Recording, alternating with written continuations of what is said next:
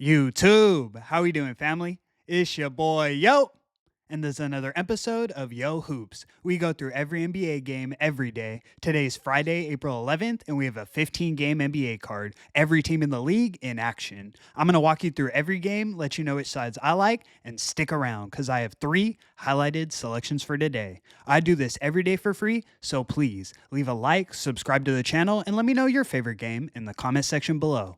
Without further ado, let me get into today's recap. Recapping yesterday, we dropped our highlighted play of the day. We took the Brooklyn Nets plus 13.5 against the Atlanta Hawks. All of a sudden, the Nets forget how to play basketball. Zachary Rissache dropped 38 points on 15 for 20 shooting, and the Hawks won it 133 to 109. Overall, it was our worst official day. We got swept.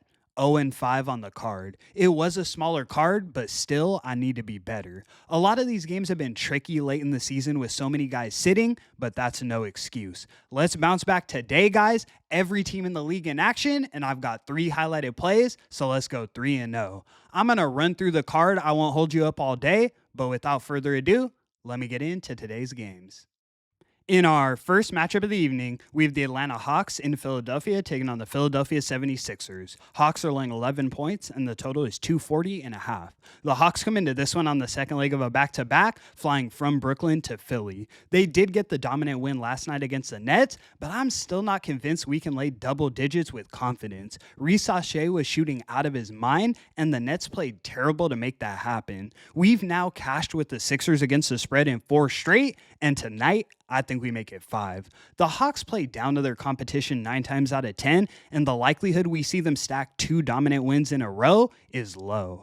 I think the Sixers will genuinely have a chance to win this one outright down the stretch, but I want the points in my back pocket. We're taking the Sixers plus the 11 as our first selection of the evening. Let's move. In our next matchup, we have the Milwaukee Bucks in Detroit taking on the Detroit Pistons. Pistons are laying 6 points, and the total is 231. Both teams come into this one on the second leg of back-to-backs. The Bucks fly from Milwaukee to Detroit, while the Pistons remain at home. Both teams got dominant wins last night, but I was more impressed by the Pistons. They locked in the second half against the Knicks, winning the half by 15 points with Brunson playing. Here, they remain at home with no travel, and I think they beat up on the Bucks. Cade is averaging 32 points since returning to the lineup, and the Pistons look in form. We're taking the Pistons laying the 6 as our first highlighted selection of the evening. Let's move. In our next matchup, we have the Orlando Magic in Indiana taking on the Indiana Pacers. Pacers are laying 8.5 points, and the total is 214.5. The Pacers come into this one on the second leg of a back-to-back, but no travel as they remain at home in Indiana. Typically, I wouldn't lay this many points on the Magic in this spot, but the majority of their team is listed as questionable. Paolo, Franz, KCP, Corey Joseph, and Wendell Carter Jr. are all game-time decisions. The Pacers are now 1 game behind the Knicks for the 3rd spot in the East, and I think they lock in here for a double-digit win. I'm personally going to wait for the official injury report, but for now, I lean towards the Pacers laying the 8.5 as our next selection of the evening. Let's move. In our next matchup, we have the Charlotte Hornets in Boston taking on the Boston Celtics. Celtics are laying 19.5 points, and the total is 214. For me, this feels like too many points to lay with Boston. Jaylen Brown is ruled out, and they don't really have a reason to go balls to the wall. The Celtics are locked into the 2nd spot in the East, and I think they cruise to something like a 14-point win here. Besides LaMelo, the Hornets have most of their guys going, and they probably try and show out Friday night in Boston. Make a little noise. We're taking the Hornets plus the 19.5 as our next selection of the evening. Let's move.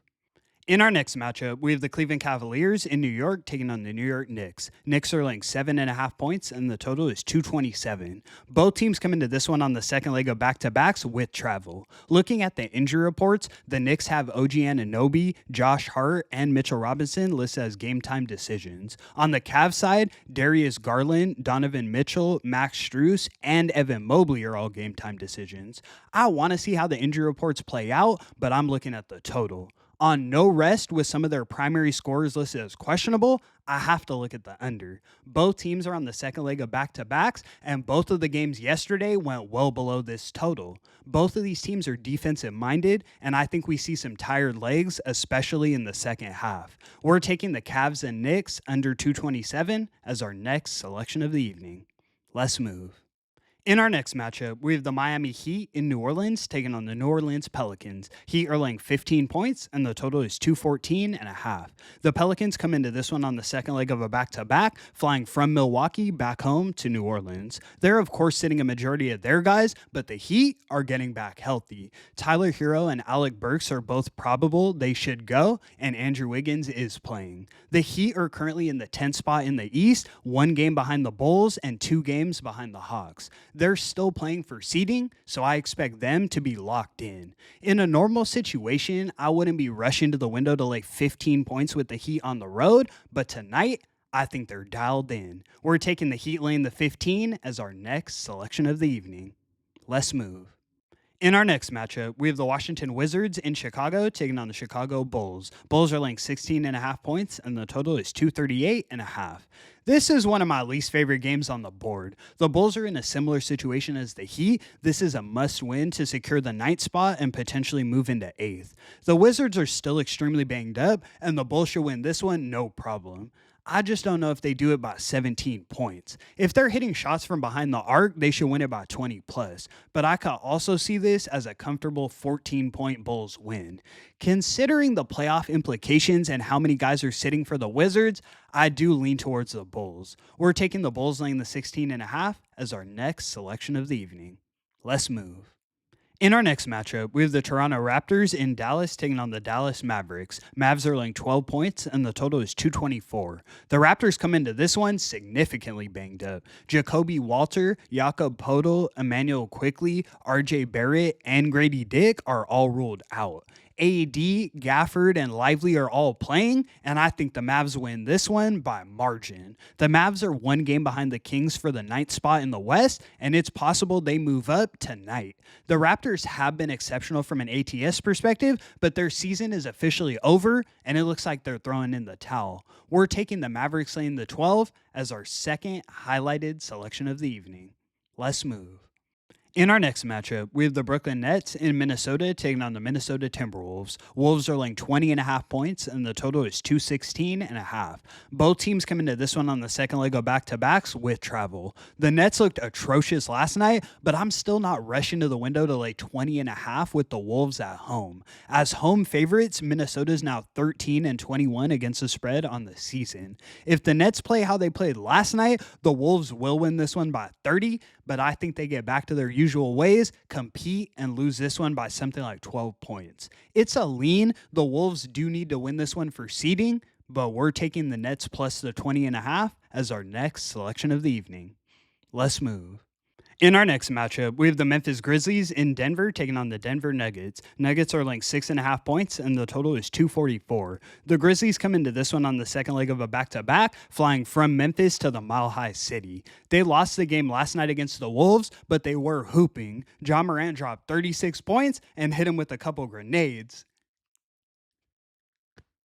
That's crazy. Now flying into Denver with the Joker playing, though, I think the Grizzlies are in trouble again. No rest in elevation is not a favorable spot to be in. This is going to be a fun one to watch. I'll be enjoying as a fan. I don't feel like we have a huge edge with a 6.5 point line, but I do lean towards the Nuggets laying the 6.5 as our next selection of the evening. Let's move. In our next matchup, we have the Oklahoma City Thunder in Utah taking on the Utah Jazz. Thunder are laying 9.5 points, and the total is 235. The Thunder are sitting everyone tonight. Shea, Jalen Williams, Lou Dort, Caruso, Kasem Wallace, Chet Holmgren, Hartenstein, and Ousmane Dieng are all ruled out. The Jazz are, of course, sitting a majority of their squad, but they still have guys like Colin Sexton, Keontae George, and Kyle Filipowski that can go get a bucket. I hate fading the Thunder, I really do, but I don't know if laying double digits with their reserves is the wisest play. I can see them winning this by 20 plus, don't get me wrong, but more often than not, they come back in this one for something like a 7-point Thunder win. It's a lean at best, but I do lean towards the Jazz plus a 9.5 as our next selection of the evening. Let's move. In our next matchup, we have the Golden State Warriors in Portland taking on the Portland Trailblazers. Warriors are linked 14 points, and the total is 224.5. The Blazers' injury report is significant coming into this one. Jeremy Grant, Anthony Simons, Scoot Henderson, and DeAndre Ayton are all ruled out. Shadon Sharp is a game-time decision. Then Denny Advia is doubtful. For me, the guy that gets the Blazers in that win column is Denny. With all of these guys out, the Warriors are taking the Blazers behind that shed. The Dubs come into this one at full strength, and they're one game away from either moving up to the 4th spot or down to the 8th. This game is crucial for playoff seeding. I expect them to be locked in, and we're taking the Warriors laying the 14 as our third highlighted selection of the evening. Let's move. In our next matchup, we have the LA Clippers in Sacramento taking on the Sacramento Kings. Clippers are linked 6.5 points, and the total is 226.5.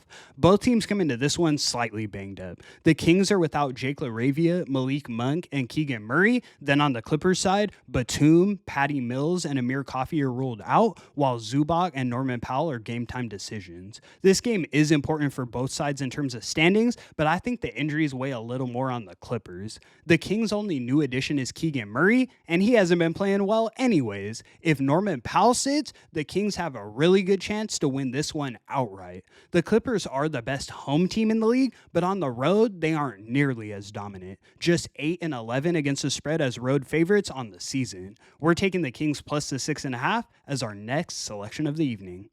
Let's move. In our next matchup, we have the San Antonio Spurs in Phoenix taking on the Phoenix Suns. Suns are laying 5.5 points, and the total is 232. The Suns season is officially over.